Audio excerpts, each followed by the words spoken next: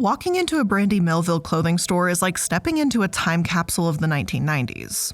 And I don't mean like a Limited Too, a Borders, Toys R Us, or Claire's, but the kind of stores that were the popular girl clothing stores, like a Hollister, Aeropostale, or Abercrombie. Brandy Melville is that wannabe cool kid store for the modern tween/teenager. They're a brand that thousands of girls line up outside of stores for, the female supreme, some call it. Lauren Servideo, who Vogue dubbed as the funniest person on Instagram, which, okay, I didn't know that was a thing, says that the store itself has beautiful 14-year-old girls working there that cultivate an intentionally casual environment. They say, "What's up?" instead of "Welcome to Brandy Melville." That's the exact same thing they did at Abercrombie. "What's up with this bored stare?" They evoke a memory of our generation, she explains.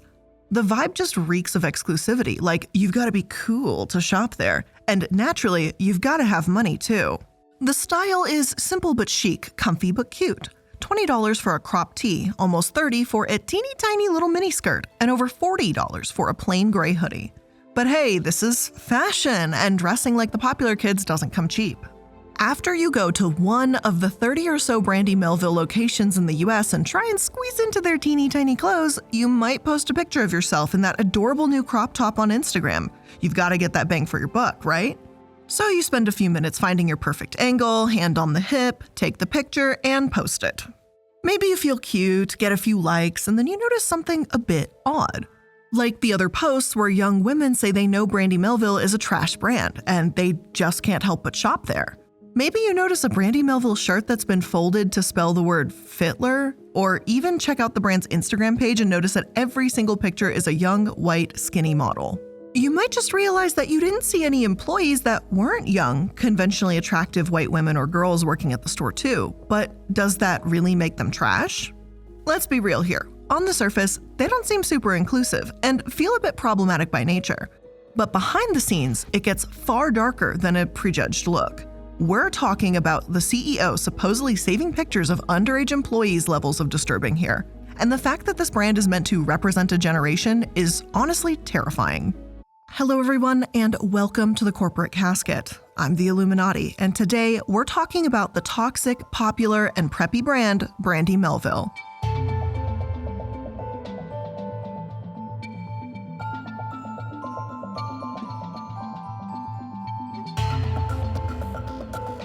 Now, to cover my ass here, let me say that the views expressed in this episode are of course my opinion, and any allegations against any employees or executives of Brandy Melville are also exactly that, alleged. Although there have been investigations and legal action taken, nothing is fully resolved just yet. So please keep that in mind as we move forward. But let's get into it. Brandy Melville. The name itself comes from a fictional tale of two lovers, Brandy, an American girl, and Melville, an English man. The couple met in Rome, and the aesthetic of their fictional love story is what inspired the brand in 1970s Italy. Now, other sources say they were founded in 1994 for some reason, but 1970 is the year that I've seen most often. When it launched in the United States back in 2009, it kept things on the down low. Maybe you're used to clothing stores shoving their products in your face and down your throat, but Brandy Melville seemed to be about making you want them. They aren't going to chase you. Instead, they're press shy, they don't really advertise, they only have a handful of stores compared to other influential name brands, and Instagram is the driving force behind the brand. Fashion law says they do the vast majority, if not all, of their advertising there. To some extent, their models do look like real people, as their posts have this unstaged, candid look to them. One post from a few days ago as of writing this is like a shaky camera footage of a Brandy model eating ice cream, and another shows a young woman walking with a smoothie and a skirt flowing in the wind. The comments are full of people asking which sweater she's wearing and begging the brand to open a store in their city. Now, these tactics have worked wonders for Brandy Melville. Despite being a quieter brand than most, they were listed as a company that was revolutionizing retail in 2015. Business Insider says they completely nailed their target marketing, calling them the hottest brand in teen retail that year. While Urban Outfitters and other brands like it kept a somewhat traditional business model throughout the years, Brandy was different. Not only did their Instagram bring their clothes to the right clientele, teenage girls, but their workers became their models. One employee, Kirsten, had about 3,000 Instagram followers when she began working for them, and in 2014, she had over 22,000. The next year, Business Insider reported she had 45,000. She told Racked, "I've had girls come into the store and ask to take pictures with me. They're also all super sweet on Instagram, and I always try to respond. It seems kind of silly, but you end up making their day. It's nice." But this is even better for the brand because that's free advertising. Brandy Melville as a company recognized that the best way to market to teenagers was to get teenagers involved and let them speak for themselves. Emma Sims staged photo shoots of the clothes with her friends, and one of them, who worked at the store, introduced Emma to her boss. He had the aspiring photographer start working there, actually paying her for photo shoots and valuing her input and feedback. What teenage girl wouldn't want this from a brand they love? It's genuine collaboration that has created a sense of community and loyalty around them. Made for teens, a brand teens built, with teen employees doing the modeling and gaining a following from it, like what's not to love about that, right? Well, it feels like this company was going above and beyond to hear their market, which is so rarely done in general. So why am I mentioning this? All of this sounds really good. But the more you scroll through this cute and casual Instagram full of women and girls out on the town, the more you're bound to notice that distinct lack of diversity we mentioned earlier.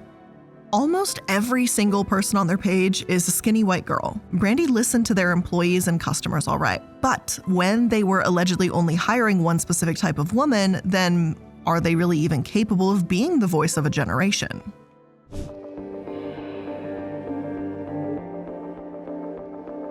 Now, please note that this next section of the episode will mention eating disorders and inappropriate behavior towards minors. That's your heads up. Let's get into it. A young, skinny, white teenager. That's who Brandy Melville markets to. Now, I don't really care about the young part, obviously. You've got clothing for kids, teens, adults, whatever. Wear whatever you like at any age, that's up to you. However, teenagers aren't all white, and they also are not all the same size. And you might say, but Blair, Brandy Melville says their clothes are one size fits all. Or at least that's what they've claimed, until amending it to one size fits most. But that really just isn't the case.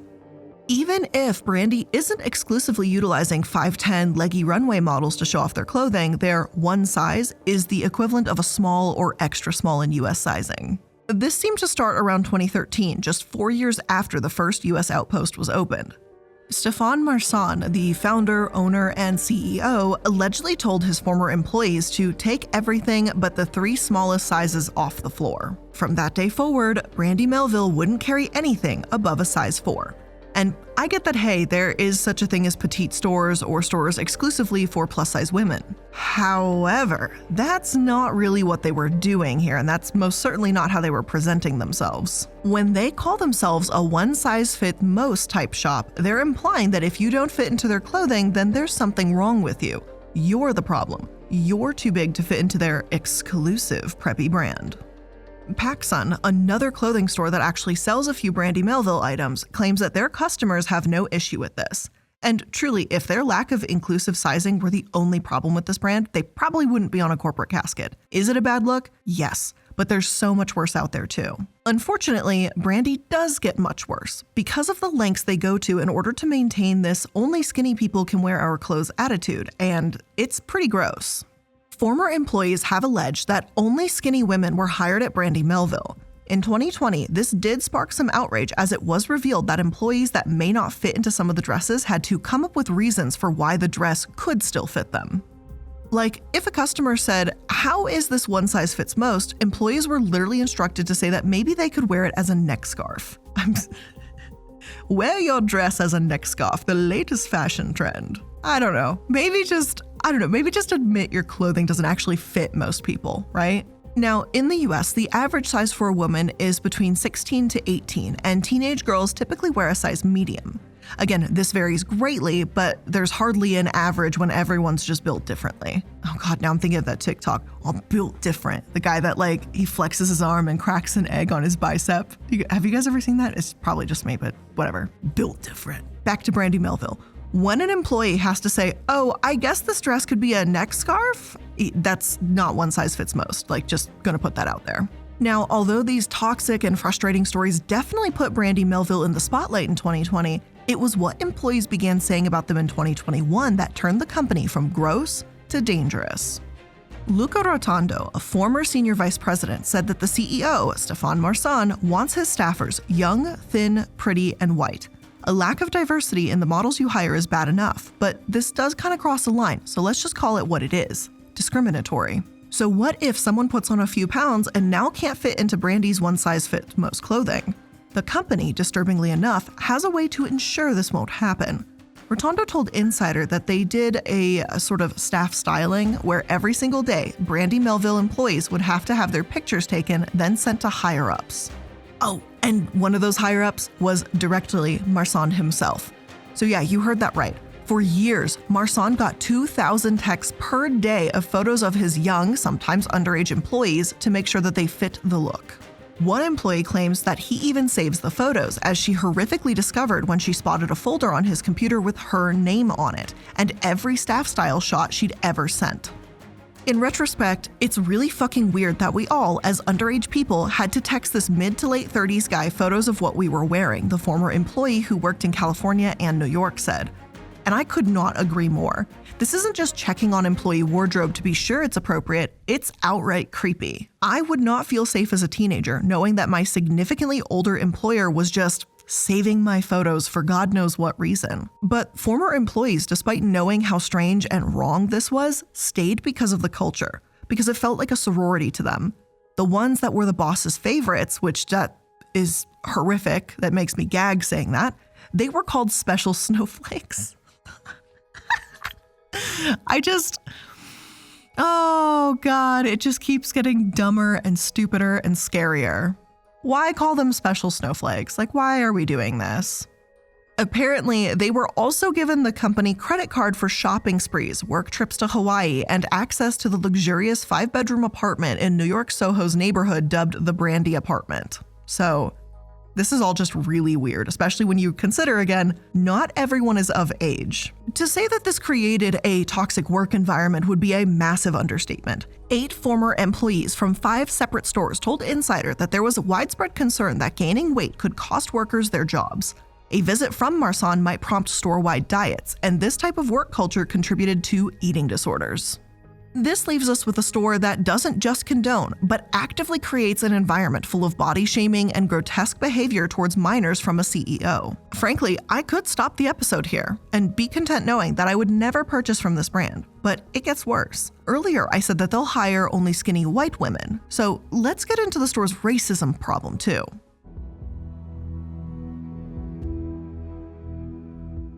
Now, if you're not white, then Brandy Melville doesn't really want you in their stores, employee or otherwise. A former employee named Callie told Today that when she handed her boss an application, they immediately asked to see what race the candidate was. Quote, she was like, "What race is she?" And I said, "Asian." And she peeked her head up for a second and was like, "No, tell her we're not hiring," Callie said, describing the experience as super awkward. And this wasn't just one occasion. It wasn't just one shitty manager. But this all stems from a root cause, a racist owner that wanted his stores white. According to that former vice president, Luca Rotondo, if Marsan decided the store had too many black employees, then he'd replace them with white women. Rotondo recalled a story from 2019 when Marsan received a photo of one of the managers with dark hair and chain necklaces. In Italian, Marsan told Rotondo that this manager was going to destroy their store and was, quote, only hiring pieces of shit. He instructed Rotondo to fire the manager, but Rotondo refused, but not without consequence. His salary was cut by $40,000 from $300,000 to $260,000. And a few months later, he was let go from the company entirely. Now, I've obviously seen plenty of racism before on the channel, whether it's companies, individuals, even nonprofits. But when it's such blatant, disgusting, spewed hatred like this, I'm often kind of just confused as to how this is so out in the open. It's so upsetting when I think back on those articles calling Brandy a revolutionary brand or a voice of a generation and shit like that. You can see the racism and toxicity in their Instagram. It's not hard to find. If the company actually cared about young women, then they would really speak to a variety of young women. It's just a weird, sick fantasy realm for their CEO. Now, of course, Bastia USA, who operates the US locations, said that they've never fired or hired an employee based on race, hence my disclaimer at the beginning of the episode. Yet, the stories told by so many former employees is damning. Franco Sorgi, who owned a variety of Canadian Brandy Melville shops, said that Marsan called black people primitive and said it would damage his brand to have black or overweight women wearing his nice and delicate garments. According to Sorgi, Marsan said he would rather sell to good-looking, rich little girls. It was standard for Brandy Melville to hire based on looks alone. The whiter, the blonder, the prettier, the better. When the company recruited employees and models at their stores, they would look for this exactly, base their pay rate on appearance, and not even consider anyone outside of the standard. Sorgi did not really abide by the standard and hired based on merit. And I applaud him for trying to be a diamond in the rough here, but it didn't go well for him and the effort did not last. And to add insult to injury, the brother also told Sorgi that he was too short and fat to work at Brandy Melville anyway. A former regional manager shouted at Marsan, saying that they just can't keep firing all the people of color. When black people were hired, they were supposedly sent to the stockroom or put on night shifts. And every single one of the 32 current and former employees that spoke to Insider said unequivocally, appearance heavily influenced the hiring and firing processes at Brandy Melville. Unsurprisingly, to go with all of this charming behavior, Marsan is an anti-Semite as well. He and his top executives allegedly had this group chat where they'd make racist, sexist, and anti-Semitic jokes, including a picture where Marsan photoshopped his face onto Hitler's body. As much as I would love to say context matters here, and it very often does, I feel like when you're comparing yourself to Hitler and literally photoshopping your head onto his body, there's never going to be a good enough explanation for that. Of course, because of course this also has to exist, this group chat also included pornography and memes featuring the N-word. You know, hilarious jokes like a photo from the cast of the TV show Happy Days with a text that reads, "There were no black people on this show, and that's why it was called Happy Days." Or a picture of a National Geographic magazine with an ape on the cover beside a black man. And yep, that's a real great executive chat you've got there. It seems like Marsan has surrounded himself with people as racist as he is, and anyone that tries to speak out is silenced. It's hardly any wonder that Nazis were mentioned so often, though. It seems like a group of people that Marsan identifies with. There were a couple people that tried to break protocol. Rotondo and Sorgi have both filed lawsuits against the company, but as of writing this, I haven't seen those come to any conclusion yet. According to Insider, Brandy Melville is especially difficult to sue because of their company structure, and they say it's unusually complex. As they break it down, YYGM controls brands of the Marsan family, from Brandy Melville to their olive oil, San Bartolomeo. In the US, Brandy Melville stores are all owned by Bastiat, who we mentioned earlier, and of which Marsan is the CEO. Actually going after the company legally speaking is quite a headache, so it's no wonder Marsan is so elusive. He's not mysterious because he's more interesting that way, in my opinion. It's because he knows his actions are shady and he's smart enough to try and avoid the legal trouble. Personally, I hope that this litigation is explosive because honestly, it's really upsetting to me how few sources I see talking about this. The Insider report has been vital to my research, and I am grateful for that, but I don't see it getting picked up in that many places. If this brand is really so well known among teenagers, then it's important to spread this message as far and wide as possible to keep anyone else from potentially getting stuck in their toxic grip. Now, of course, I say this because I've saved the worst for last, but before we get into the brand being dangerous and how much bad this is, and I'm warning you that the next section after this ad break that I'm about to place is going to include, inappropriate behavior with a minor, including sexual assault. So I'm going to put the ad read here. You get about 3 minutes to think it through if you want to continue on. If that was enough of a summary for you, then hey, great that you checked out today's episode. But for those of you gonna think about it, here's a 3-minute break and then the really nasty stuff. So cheers. Let's go ahead and start by talking about something that Marsan would probably hate. Food. Specifically, delicious, farm-fresh, pre-portioned ingredients. And that's right, you can get those delicious ingredients that create delicious crafted meals from HelloFresh. HelloFresh is one of my favorite sponsors because they make home cooking easy, fun, and affordable. And by that, I mean they really make it easy. I've spoken many times how I love their one-pan meals and just you cook everything into one pan, it's easy cleanup, easy serving, delicious food. Everything's pre-portioned, everything's fresh, there's zero waste in your food, like you're never buying too much celery or whatever the hell. It's perfect portion every time. HelloFresh has quick and easy recipes, 20-minute meals, and low prep and low cleanup options to provide a faster route to put food on the table around your pack schedule, which is super important. And now you can enjoy more variety because of their Hello Custom options. You can swap out one protein or side for another, you can upgrade to a more luxe experience, you can even add protein to a veggie meal. So that just means that there's more choices, more variety, and more meals truly tailored to you and your family. So if you're ready to get cooking in the kitchen, make sure you go to hellofresh.com/casket16 and use code casket16 for 16 free meals across 7 boxes and 3 free gifts. Again, go to hellofresh.com/casket16 and use code casket16 for 16 free meals across 7 boxes and 3 free gifts. This episode is also sponsored by Honey, because when we're all shopping online, because truly, health-wise, the world is still not the best to go out in public right now. So when you're shopping online, you might as well save a little bit of money. Simply put, Honey is the free shopping tool that scours the internet for promo codes and applies the best one it finds to your cart. So when you're shopping online, you just go through your process, go through your, shopping. When you go to checkout, the Honey button's going to appear, and all you have to do is click apply coupons, and it's going to search for coupons for wherever it finds them and apply them to the site. And if it finds a working coupon, you'll watch those prices drop. Now, I mentioned recently I had surgery. I was seeking out a very specific type of silicone like patch covering to start covering up all of my scars, because I've got quite a few right now.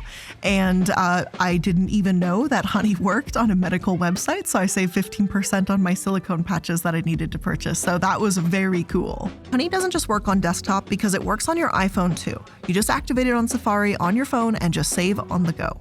So if you don't already have Honey, you could be straight up missing out. And by getting it, you'll be doing yourself a solid and supporting the show. And I'd never recommend something I don't use.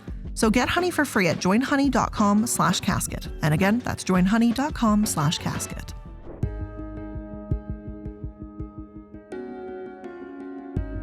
Please note again that this section will also mention inappropriate actions with a minor and sexual assault. I know I mentioned it beforehand, but I'm saying it again. I recommend skipping the rest of this episode in its entirety if you are not in the right headspace to hear about this. Now, when I was talking about that staff style earlier, if you thought, hey, that sounds kind of weird, that's really questionable behavior to exhibit towards a minor, then you may not be surprised by what I'm about to say next. The thing is, these young girls were desperate to be the favorites, the special snowflakes of the bunch, and it's really not hard to see why. We've heard about the influence that some of these models have, the followings, the careers they've been able to create, all while using Brandy Melville as a stepping stone. Maybe some of these employees see the company as their ticket to a better future, a better life, and even financial stability. Plus, since the brand doesn't have as many stores as a typical chain clothing store, it feels like that's a lot more accessible possibility. And these executives exploit that desperation. Former employees alleged that workers would take Adderall to stay up all night working, even at the encouragement of their managers. The girls didn't just diet and have their pictures taken. Some would even undress in front of male executives to try on clothing for them. Let me reiterate that. I'll say it even a little slower. Girls, sometimes as young as 14 years old, would undress in front of male executives. 4 former employees said that retail workers even believed if you went topless, you might get paid more. Now again, I have no idea how true this is, but the fact that the girls were encouraged to change in front of them is disgusting. It sounds illegal, like sexual abuse, like child abuse, just a lot of laws getting broken here. Mina Marlene said that she was 17 back in 2012 when she was working for the company, and she too changed in front of Marsan and his right-hand man, Yessi Longo. Longo apparently pinched girls and asked them if they were eating good, and was reportedly starting a Brandy Melville pizza chain, though not much word on that strange endeavor. Anyway, Marlene had gone off to the bathroom to change outfits, but Longo and Marsan told her to just stay here and change here, despite the 17-year-old wearing nothing but a thong underwear between changes. I always felt like I had to do what they were asking for or I would lose my position, she said. But once you did get into their good graces, once you did earn their favor, Marsan and Longo would bring their underage employees alcohol. A former manager claimed the pair brought beers for her and a 16-year-old to share, while another recalls executives sending her and her primarily underage staff bottles of wine. Also undoubtedly illegal, but I've also got a strange feeling that people like Marsan seem to think that the law just does not apply to them. And while so many girls worked so hard to gain their approval, one who gained it said it was life-changing for all the wrong reasons. A former manager, 21-year-old Andrea Castagnaso, was the owner of some Italian Brandy Melville stores, and it allowed her to stay at the luxurious Brandy apartment in New York. He was staying there too, which she claims surprised her as she thought the building was only for employees and models, not executives. Nonetheless, she was taken out for a night on the town, buying drinks and dinner. This is where the former manager's memory of the night ends. I do not recall getting into the car or coming back to the apartment. I do not recall how my clothes were taken off, and I do not recall how I ended up in his bed or engaging in any sexual activity, she told Insider. I did not recall consenting to have sex with this person, she went on. I was very sick and disoriented when I woke up the next morning in his bed. He told me I was very drunk and wanted it, although I do not believe I was in any way a state to consent to this. Hospital records show that she received treatment for sexual assault, but she declined to file a police report. All the manager knew was that she had a drink and woke up the next morning. She was too scared of losing her work visa if she pressed charges. And this is gross. Even if she really did come on to him, you still should have said no because of the ethical issue of this being one of your employees. But that didn't happen, even if it was done legitimately. This company clearly fosters this type of community. They've created an environment where girls diet because their CEO visits, where Black employees are treated as lesser, and that's if they're even hired in the first place, and where male executives see and treat girls and young women as objects. As for the former manager, she's rightly stated they should be doing everyone a favor to shut this business down. And I couldn't agree more. None of this is worth a fucking crop top. But with all of that being said, that is where I'm going to end today's episode of The Corporate Casket. I hope you learned something new in today's episode, and if you did, make sure that you're liking, following, and subscribing to stay up to date on all the latest episodes. I appreciate you staying to the end for those of you who did survive that last ending section. It is horrific. And the fact that this is apparently just casually happening is extremely disturbing, and the fact that no one really talks about this is even more disturbing, honestly. But with all of that being said, these are my opinions. That is where I'm ending today's episode, and I'll see you in the next one. Bye.